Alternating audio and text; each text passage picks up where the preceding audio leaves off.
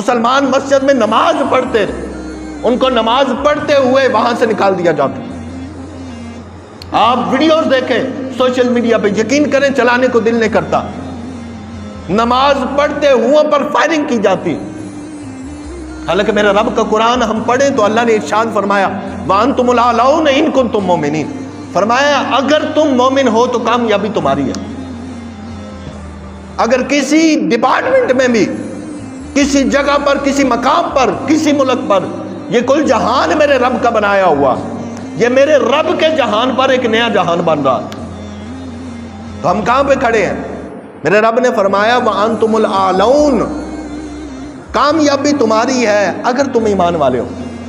یا تو رب کا قرآن جھوٹا ہے، یا تو کہو کہ رب نے جو قرآن اپنے حبیب پر نازل کیا یہ قرآن جھوٹا ہے، یہ قرآن سچا نہیں ہے، اس قرآن میں صداقت نہیں۔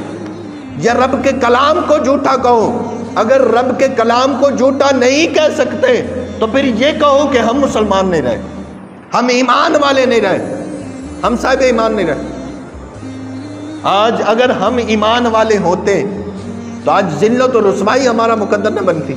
اور وہ 313 تھے لیکن 1000 کے مقابلے میں ایسے پکے تھے کہ ان کے قدم ڈگمگائے نہیں، ان کے قدم ڈگمگائے نہیں۔ پھر اللہ تعالیٰ نے ان کی نصرت کو، ان کی مدد کو فرشتے بھیجے۔